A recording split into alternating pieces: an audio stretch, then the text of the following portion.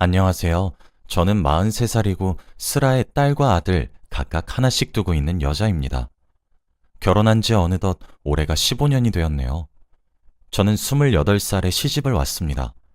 남편은 저보다 3살이 많은 31살이었고요. 신랑은 늦둥이 막내로 태어났습니다. 온 집안의 귀여움을 독차지하며 자랐죠. 그래서 저와 시어머니는 나이가 48년이나 차이가 나셨어요. 저는 치매에 걸리신 어머니를 9년째 모셨습니다. 어머니는 제가 시집 오고 6년 만에 치매에 걸리셨거든요. 이날 이때까지 9년 내내 점점 치매 증상이 심해진 어머니를 모시고 보살폈던 이유는 단 하나입니다. 시어머니가 제게 6년 동안 베풀어 주신 사랑, 그거 하나 때문이죠. 저는 제 평생에 저희 시어머니처럼 그토록 어질고 선한 사람을 본 적이 없습니다.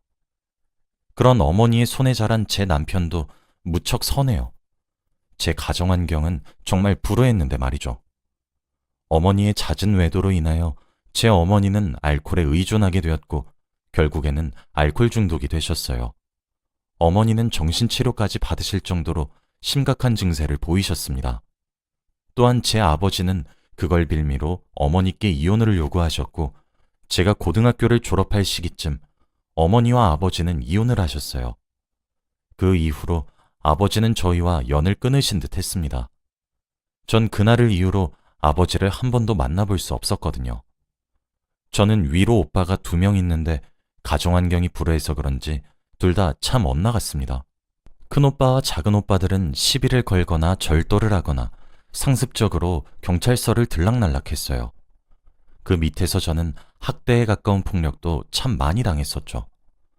저희 어머니 또한 제정신이 아니셨기 때문에 저는 방치되다시피 살아왔습니다. 그런 제가 지금의 남편과 저희 시어머니를 만난 것은 정말 하늘이 도운 천운이라고 생각이 들어요. 저는 성인이 되자마자 가장 먼저 한 일은 집을 나오는 일이었어요. 저는 집을 뛰쳐나와 부모와 형제의 연을 끊고 혼자 독립했습니다. 스스로 살아가고 있다가 아는 지인의 소개로 남편을 만나게 되었던 것이었죠. 남편은 매일 맞아서 눈물 그칠 새 없이 자란 저를 무슨 공주님처럼 착각하는 것처럼 저를 귀하게 대해줍니다. 남편과 있으면 정말 제가 어느 나라 공주가 된 것 같곤 했어요.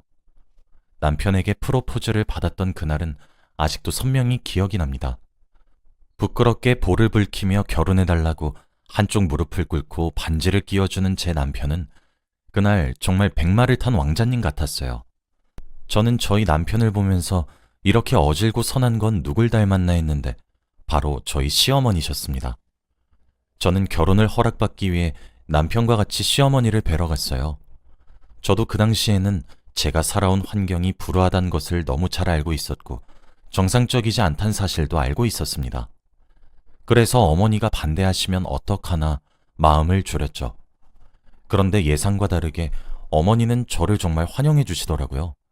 상다리가 부러지도록 직접 음식을 하셨다고 하시며 귀한 손님을 맞이하는데 이 정도 정성을 쏟아야지 라고 활짝 웃으시며 제 몫의 하얀 쌀밥에 고기 반찬을 얹어주셨습니다. 부모 정을 몰랐던 처지라 그런지 밥을 먹으면서 갑자기 울컥 눈물이 차올랐죠. 어머니를 처음 뵙는 자리였는데 말이죠. 그때 당황하신 어머니의 모습이 아직도 생각나네요. 어머니는 아유 미안해요. 아가씨, 내가 생각 없이 아가씨 음식에 손을 대서 그래요? 우리 아들한테 해줄 버릇 하다 보니까 몰랐어요. 울지 말아요. 라고 하시며 본인의 탓이라고 하시는 어머니의 모습이 어찌 그리 따뜻하던지요. 그날 저는 어머니께 정말 반했습니다. 결국 저는 처음 본 어머니의 품에서 펑펑 서럽게 울고 집으로 돌아갔어요. 저는 시어머니가 될 분 앞에서 멋진 며느리라고 믿고 맡겨만 달라며 호언장담을 할 계획이었는데 펑펑 울기만 했더니 집에 도착하고 나서야 걱정이 밀려왔어요. 그러고 며칠이 지나고 시어머니로부터 연락이 왔습니다. 밖에서 단둘이서 잠시 만나자고 하셨어요. 저는 눈앞이 깜깜해졌습니다. 올 것이 왔구나 싶었거든요. 처음 본 아가씨가 밥을 먹다 펑펑 울고 집을 나갔으니 이상한 여자라고 오해해도 그럴만 하지라는 생각을 하고 있었습니다. 그런데 아니었습니다. 조용한 전통찻집에서 어머니가 저를 기다리고 계셨어요. 그러면서 제게 통장을 하나 내어주시더라고요. 통장 안에는 3천만 원이 들어 있었습니다. 저는 손사래를 치며 돈을 왜 주시는 거냐며 한사코 거절했죠. 그런데 시어머니는 갑자기 눈물을 글썽이시더라고요. 알고 보니 처음 어머니를 뵙던 날 끄끄거리며 눈물을 삼키려고 애쓰는 저의 모습이 눈앞에 아른거리셔서 제 남편을 불러 자초지종을 캐물어 보셨다고 해요. 제 남편은 제 사정을 어머니께 숨김없이 말을 해줬다고 하더군요. 그러며 저를 책임지고 싶으니 결혼하게 허락해달라고 말했대요. 그런 남편마저 저에게 감동적이었는데 어머니는 제가 한사코 거절하는 통장을 굳이 바득바득 제 손에 쥐어주며 말씀하셨어요. 지영아, 어떤 나라에는 결혼을 시키려면 남의 집 귀한 딸을 데리고 올 때 집도 팔고 소도 팔아 지참금을 주고 데려온다고 하더라. 내가 모은 돈이 많지 않아. 고작 3천만 원에 너를 데려오는 것만 같아 너에게 미안하구나. 턱없이 부족하고 모자란 돈이지만 이 돈으로 네가 사고 싶은 것들 다 사고 하고 싶은 혼수도 해서 시집와 줄 수 있을까? 라며 제 손을 꼭 잡으셨죠. 부모의 정을 모르고 자랐던 저는 그런 어머님께 다시 한번 반했습니다. 결혼하면 살 집이라며 본가에서 나와 혼자 살고 있던 남편의 아파트를 일부러 처분한 뒤에 어머님을 모시며 살고 싶다고 아득바득 우겨서 어머님 댁으로 들어갔어요. 어머니는 모시겠다는 저의 말도 정말 수차례 거절하셨습니다. 저의 끈질긴 설득과 노력, 그리고 애정 공세에 어머니는 결국 마지못해 허락하셨죠. 남편은 위로 형과 누나들이 5명이 있습니다. 6남매의 막내죠. 제가 어머니를 모신다는 소식에 남매들에게도 참 많은 사랑을 받았습니다. 형님과 아주버님들도 어질고 선한 시어머니를 닮으셨는지 시집살이가 뭔지 구경도 시켜주지 않으셨어요. 제게 커다란 언성 한번 높이신 적도 없으시고요. 시아버지는 남편이 아주 어린 갓난아이 시절에 사고로 돌아가셨습니다. 어머니는 젊지 않은 나이에 과부가 되어 6명의 자식을 건사하셨죠. 지금 환갑을 바라보시는 아주버님은 자신이 평생 살아오면서 어머니가 언성 한번 높이는 것을 한 번도 본 적이 없다고 하셨습니다. 하루는 바쁜 제삿날 도와드리지는 못할 망정 배운 것이 모자라 양념병을 하나 깨트려버려 제사 음식도 다 망쳐버리고 병도 깨버린 적이 있었습니다. 시어머니는 일말의 망설임도 없이 아무 소리 하지 말아라 라고 하시곤 형님과 아주버님 앞에서 손에 힘이 빠져 놓쳤다며 남편 보기 부끄럽다, 늙으면 죽어야 된다고, 나도 남편을 따라가야 된다고 하소연하셨습니다. 저는 그런 어머니의 한없이 커다란 사랑을 느끼며 살았어요. 어머니가 외출을 하시고 돌아오시면 항상 어머님 손에는 까만 비닐봉지가 들려 있었습니다. 제가 군것질거리를 참 좋아했거든요. 저는 아이스크림을 참 좋아했습니다.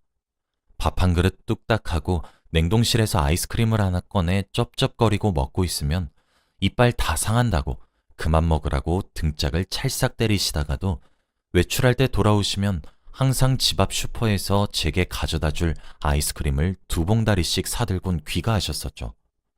저는 그런 어머니가 참 좋았습니다. 결혼하고 2계절 정도 지났나? 어머니랑 저랑 신랑 이렇게 셋이서 술을 한 적이 있었어요. 그날도 제가 곱창이 너무 먹고 싶다 노래를 부르니 어머니가 곱창을 사와 직접 집에서 구워주셨던 날이었죠. 맛있게 잘 먹다가 저는 술이 과했던 건지 뭔지 속마음을 얘기하다 서름만 가득한 제 어린 시절을 고백했었습니다. 방치당하며 학대를 받아왔던 시절을 말이죠. 줄곧 서럽기만 했던 저는 얘기를 하다 결국 시어머니 앞에서 엉엉 울면서 술주정을 했습니다. 저희 남편과 시어머니는 어려운 줄 모르고 과음한 아내이자 며느리인 저를 혼내긴커녕 둘 다 저를 꼭 안아주셨어요. 제 이야기를 들은 시어머니는 저보다 더욱 서럽게 우셨습니다. 얼마나 무서웠을꼬, 얼마나 서러움에 사무쳤을꼬. 지영아, 인젠 괜찮다 괜찮아. 내가 있잖아. 내가 네 부모의 몫까지 더욱 잘해줄 테니 이제 그만 잊어라. 우리 집에서 셋이서 새롭게 출발하자. 하시며 저를 꼭 안아주셨죠. 저는 그렇게 엄마가 한 명 생겼던 날이었습니다. 어머닌 입버릇처럼 제게 너는 내 막내딸이야 하셨어요. 항상 집으로 귀가하시면 공주야, 엄마 왔다 하셨었죠. 그런 어머니는 제가 뭐가 그리 귀한 사람이고 소중한 사람인지 일 한 번 제대로 시킨 적이 없으셨습니다. 그저 제가 아깝고 자기에게 와줘서 오히려 고맙다며 손에 물 한 번 묻히려고 하면 벌벌 떠셨어요.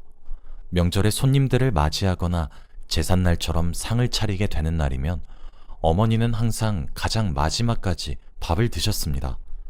제가 먼저 조금씩 치우려고 하면 아직 덜 먹었다고, 방에서 쉬고 있으면 치울 때 부르시겠다고 말씀하시곤 저 몰래 살금살금 설거지를 하시려곤 했죠. 그릇을 몰래 치우려고 하다 저에게 들키시게 되면 이런 것들은 원래 엄마가 하는 거다 라고 제게 안 주시려고 했어요. 그럼 저희는 서로 어머님이 이런 일을 왜 하세요? 저 시키세요 라고 하면 아니다. 이런 일은 엄마가 하는 거지. 네가 왜 하려고 하니? 라며 옥신각신 실랑이를 하곤 했죠. 그럼 남편이 이런 일은 아들이자 남편이 하겠습니다 라고 말하면 어머님은 옳았구나. 그게 맞는 일이라며 저를 끌고 소파에 앉아서 같이 TV를 보곤 했습니다. 제 손에 제가 제일 좋아하는 아이스크림을 하나 쥐어주시고 말이죠. 정말 행복했습니다. 제가 아이들을 임신했을 때도 손대면 부서질까 전전긍긍 하셨어요. 둘째를 임신했을 적에 남편이 회사에서 출장을 간 적이 있었습니다.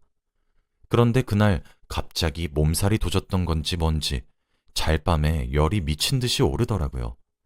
자다가 갑자기 아팠던 것이라 어머니께 아무런 말도 못하고 그 새벽에 끙끙거렸습니다. 어머니는 나이가 있으셔서 귀가 어두우신 편인데도 제 작은 끙끙거리는 소리를 들으셨던 것인지 새벽에 놀라 달려오셔서 밤이 새도록 간호를 해주셨어요. 미지근한 물수건으로 제 열을 계속 식혀주면서 말이죠. 아이를 낳고 나서 친정이 없어 집에서 산후조리를 했습니다. 저희 어머님은 아이를 낳을 때마다 몇십만 원씩 턱턱 지불해서 값비싼 미역을 사오셔서는 직접 미역국을 끓여주셨어요. 몸이 무거워서 움직이지 못하는 저는 그저 죄송할 따름이었지만 어머님은 항상 내가 우리 막내딸 챙겨주는 건데 뭐가 그리 죄송해. 죄송해하지 말아라. 이 엄마 마음이 너무 서운해지려고 한다. 라고 하시며 제 무거운 마음도 덜어가셨습니다. 저는 그저 감사해요 어머니 라는 말만 되풀이했었네요. 제 인생의 구원자 같았고 그저 비처럼 느껴졌던 저희 어머님의 불행은 예고 없이 찾아왔습니다. 어머니는 정말 갑작스럽게 치매에 걸리셨어요. 치매에 걸리셔서 자기 이름도 사는 곳도 아무런 것도 기억하지 못하셨습니다. 그저 곱고 귀여운 어린아이가 되셨죠. 형제들끼리 모였고 누가 모셔야 될지 정하자는 얘기가 나왔습니다. 형님들은 형편이 너무 어려웠고 아주버님들도 사는 게 녹록치 않아 그저 요양병원에 간병인을 붙여서 모시는 것은 어떻냔 말까지 나왔었습니다. 저는 그 자리에서 기꺼이 제가 모시겠노라 당연스레 말했어요. 제가 아니면 누가 모시냐면서 말입니다. 시집 온 지 6년 만에 치매에 걸리신 어머니는 아무래도 나이가 있으셔서 그런지 진행 속도가 매우 빠르셨어요. 하루가 지날수록 나날이 심해지셨습니다. 저 혼자서 9년 동안 똥과 오줌을 받아내기 일쑤였죠. 정신이 온전치 않으셨고 간병인처럼 남의 손에 어머님을 맡길 순 없었기 때문에 항상 보호자가 상주해야 했죠. 그래서 저는 집에 잘 들여다보지도 못했습니다. 자식들 얼굴도 잘 보지 못했고 제대로 씻을 수도 없었어요. 매일같이 보호자 침대에 몸을 구겨서 누워 잠들었죠. 남편 품에서 잠을 잘 수 있는 날은 정말 손에 꼽았습니다. 형님들 중 한 분이 저를 위해 병원에 계시지 않으면 불가능했죠. 그러다 최근 2년 동안 어머님은 기력이 점점 없어지기 시작했습니다. 몸에 힘이 없으셔서 볼일도 제대로 보지 못하셨어요. 그렇게 힘든 병간호 생활이 매일같이 지속되었지만 하나도 힘들지 않다고 평생 이렇게 수발만 들어도 좋으니 내 옆에서 제발 살아만 계셔달라고 하늘에게 빌었던 이유와 이제 당신도 고생했으니 간병인을 고용하자는 남편의 제안에도 한사코 거절하고 내 손으로 어머니를 돌본 이유는 정신이 온전하셨던 그 몇 년간 올곧이 제게 베풀어 주신 사랑 때문입니다.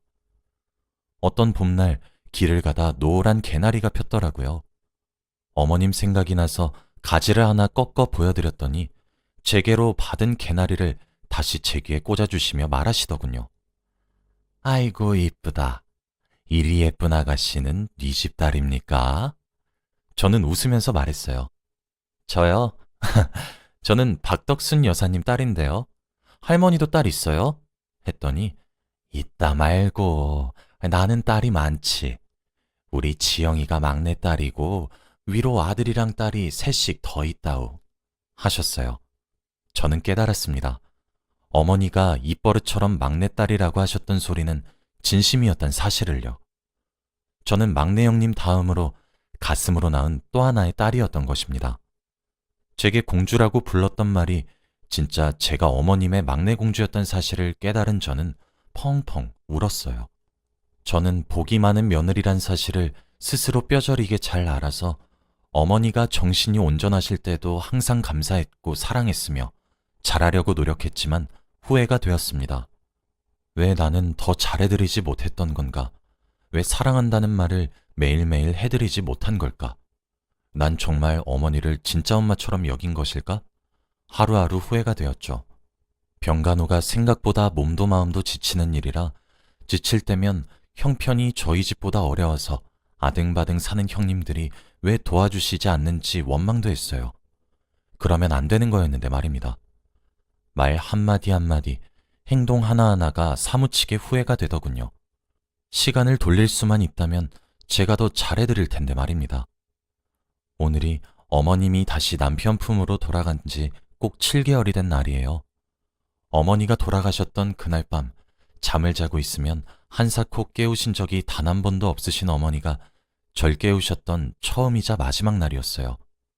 눈을 비비고 할머님 무슨 일이세요? 라고 물어보는 제 손을 가져가셔서 5만 원짜리 한 장을 쥐어주시며 속삭이셨습니다. 오늘 아침에 옆 침대 할머니가 집으로 가고 보니까 바닥에 떨어져 있었다. 너한테만 주는 거니까 다른 사람들한텐 아무런 소리도 하지 말고 혼자서 맛난 아이스크림 사 먹어야 한다 하시더라고요.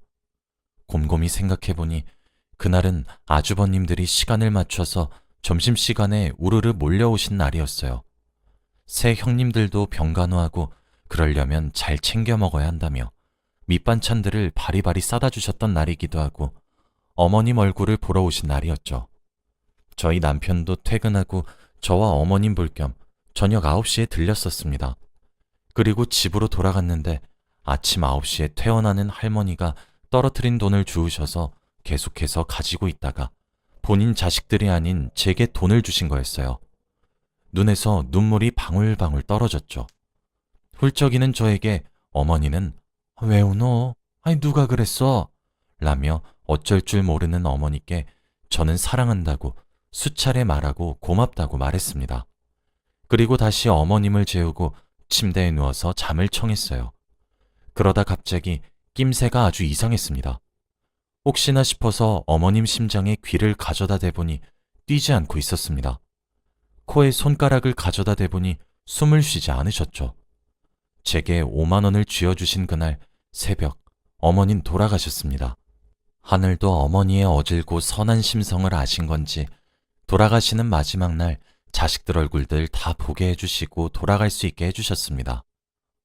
어머니 장례를 치르면서도 바쁘게 손님들을 맞아야 할 저는 울면서 쓰러지기를 5번 반복했고 그러다 장례식장에서 응급실로 실려가기도 했습니다. 그렇게 며느리인 저는 어머니가 떠나가시는 길에 게으르게 누워만 지냈습니다. 어머니를 발인한 날 형님들과 아주버님들 그리고 남편과 저는 오열했습니다. 어머님을 땅에 묻으면서 우리들은 우애 좋게 앞으로 잘 살 테니 걱정 말고 마음 편히 가시라며 그렇게 저희는 어머님을 보내드렸어요. 7개월째인 지금도 아직 정신이 안 차려집니다.